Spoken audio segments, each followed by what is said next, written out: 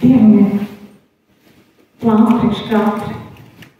Dievam ir plāns priekš katru, un viņam ir plāns priekš katru no jums.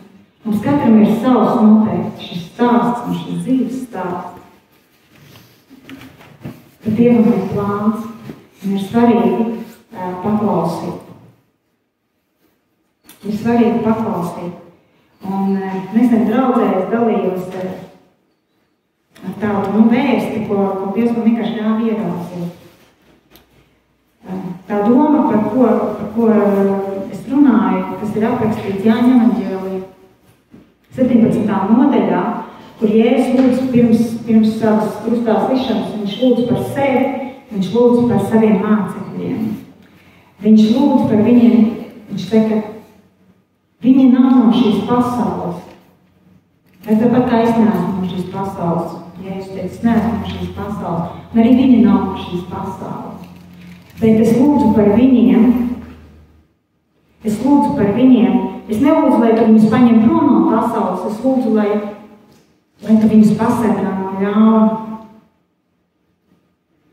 Un tad stāstīju draudzē tādu līdzību var teikt. Es pa ceļam no mājām uz darbu braucot, ir tāda vieta, kur mums ir aug tāds saulespuķu augs. Skaisti ziedoši, dzelteni ziedi, un blakus šim saulespuķu laukam, tūlīt blakus aug cūku lauks. Un tā katru reizi braucot garām, es tā skatījos, es domāju, kāds milzīgs kontrasts. No tā cūku lauka, un tas skaistais saulespuķu lauks, un kad ir milzīga atšķirība. Jā. Nu, jūs zināt, kāds izstāst cūkupuķis, ja? Tas zemes. Nav jau problēma cūku pupās, ja? Nekas jau slikts tajā nav. Ne par to es stāstu, tā ir kā līdzība, ko Dievs man ļāva ieraudzīt. Un šis saulespuķu lauks, un Dievs man saka, tā saulespuķu lauks tā ir kā draudze, un šis cūku lauks tā ir kā pasaule. Un vietām šajā cūku laukā es skatos viena saulespuķa, vēl viena saulespuķa, un aug šīs te saulespuķas. Un Dievs runā uz mani. Jūs dzīvojat šai pasaulē, bet jūs nedzīvojat pasaulē. Jūs nepiedarat šai pasaulē. Jūs esat dzimuši no Dieva. Jūs esat dzimuši tā sēta, kas jūsos ir sēta ar svēta. Jūs esat dzimuši no svētā Dieva. Un draudzē mēs visi tādi esam. Dzimuši no Dieva. Tas ir kā šis saulespuķu lauks. Un īpaši tur nebija tur kāda īsāka garāka, bet viņas visas bija saulespuķas. Tur nebija, viena tur tāda, viena tāda, jā, lielākas, mazākas, jā. Bet visas saulespuķas izvienotas, un tā arī draudzē mēs esam visi vienlīdzīgi. Amen. Nav kāds tur lielāks, kāds tur. Jā. Jūs esat vienlīdzīgi. Mēs esam vienlīdzīgi. Viņa miesā locekļi jādažādi, katram savu funkciju, un tomēr viena miesa. Un tā ir šis saulespuķu lauks. Un tad ir šis cūkupuķu lauks, kas ir pasaule. Un vietā ir šīs saulespuķis. Un Dievs uz mani runāja. Kad Jēzus lūdza, es nelūdzu paņemt viņus prom no pasaules, bet pasargāt no ļauna. Mēs nedzīvojam kaut kādās kopienās, mēs dzīvojam pasaulē.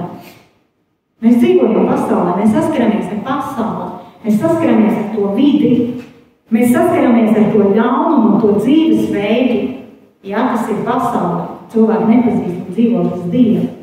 Bet tāpēc, ka tu aizēji pasaulē, ka tu esi šajā vidē, tu jau nepaliec par cūku.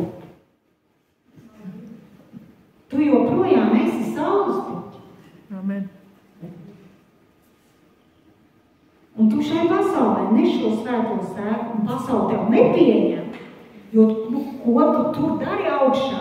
Tev ir jābūt tādām pašām, kā mēs šeit visi vienādi.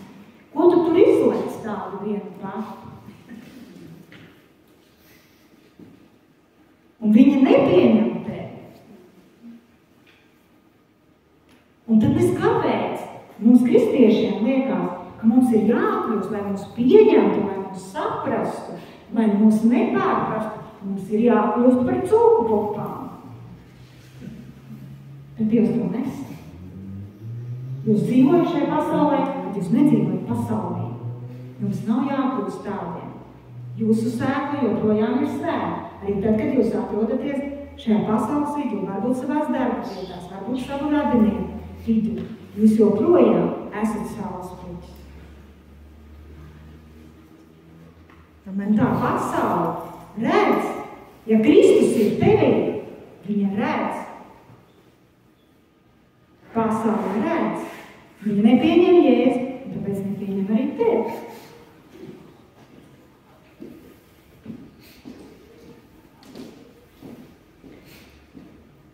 Un tā ir nākamā lieta, ko Dievs man rādīja, ko Dievs man rādīja saistībā ar šīm saulespuķiem. Kad mēs esam draudzē, mēs esam visi vienādi. Un tagad šīm saulespuķiem pienāk ražas ir augļu laiks. Viņas visas noliecās. Viņas noliec savus galvas. Un jo vairāk ir augļu, jo zemāk viņam tās galvas liecās.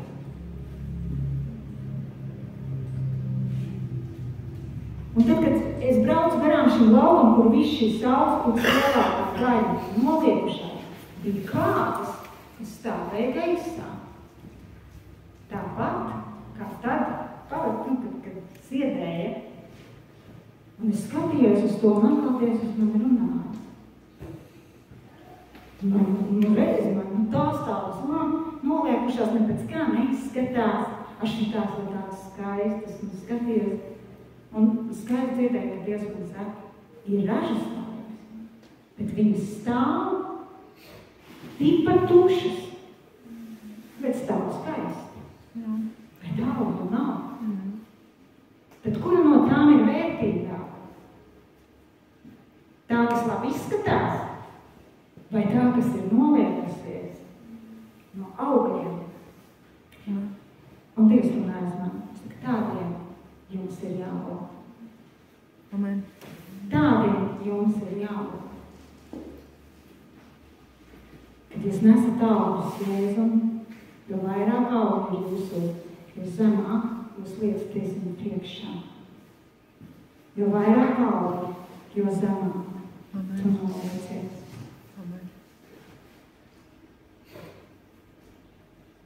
Bet ja augļu nav, tad var stāvēt, skatīties laimīgas debesīs un pat justies ļoti labi, bet vērtības nav nekādas.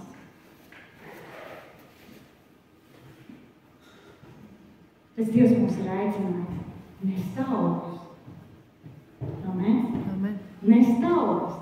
Mūsu dzīvē ir jānes augļus, mūsu kalpošanai ir jānes augļus. Un par kādiem augļiem mēs runājam? Par kādiem augļiem runā? Par kādiem augļiem runā Dievs? Par gara augļiem. Ne? Par gara augļiem.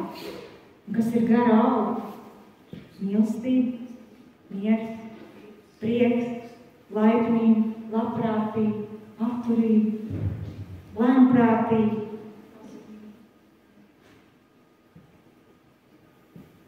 Un šie augļi aug tikai tad, viņi nobriest tikai tad, kad tu turies pie īstās saknes, pie īstā koka. Jēzus saka, es esmu īstais vīnkoks, jūs esat tie zēni. Ja tu turēsies pie Jēzus, tu nesīs augļus. Tu tiks pārvērsts, tu tiks mainīts un nesīs augļus un būs vērtīgs. Amen? Amen.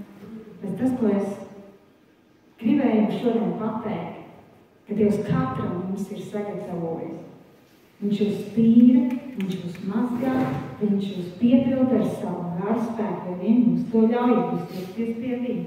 Viņš to darīs, un viņš māja. Un tad pienāk ražas laiks, un ir auga. Amen. Es zinu, ko Jēzus izdarīja ar to koku, kuram nebija auga. Es bieži vien lasu šo rakstu vietu, kur Jēzus piegāja pie vīnas koka, un viņam gribējās ēst, un uz viņu nebija auga. Un es domāju, un viņš pat nekādus tevis vairs auga, un viņš viņu novādēja. Un mācīja, ka viņš viņu novādēja. Es domāju, nē, tas nav godīgi. Tas nav godīgi, nebija taču vīģu laiks. Kāpēc? Kāpēc tu tā darīji? Nebija vīģu laiks, kāpēc? Piegāja, kad nevajadzēja būt augiem, tu pieeja pie koku un meklē augus. Vai kāds negodīgi?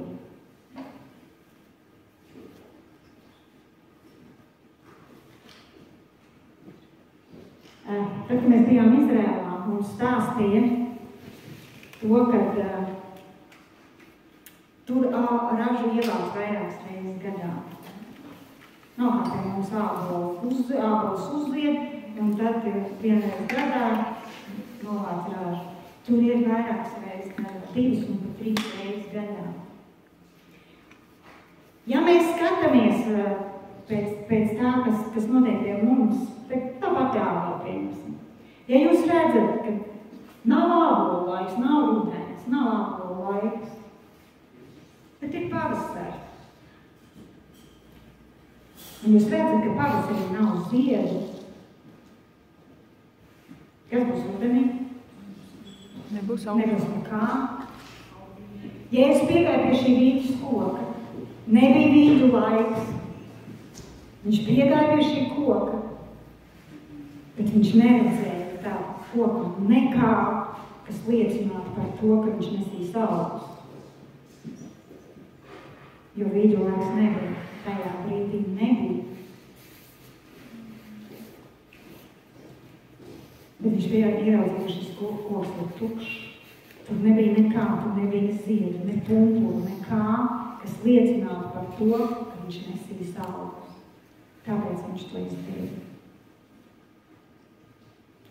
Un jūs mācītājs noteikti mums bieži runā par to, ka Jēzus nāk drīz. Vai ne?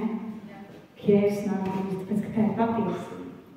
Viņš nāk, mēs viņu gaidām. Mēs viņu gaidām.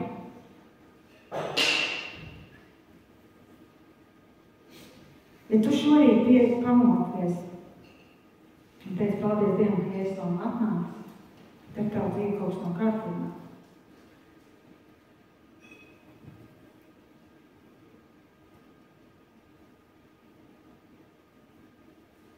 Jo, ja mēs runājam par Jēzus atnākšanu, tad, ja man sirdi kaut kas nav kārtībā, man negribas, lai viņš nāk šodien. Tā nav? Man negribētos, lai viņš nāk šodien. Jo tad es varu kaut šeit.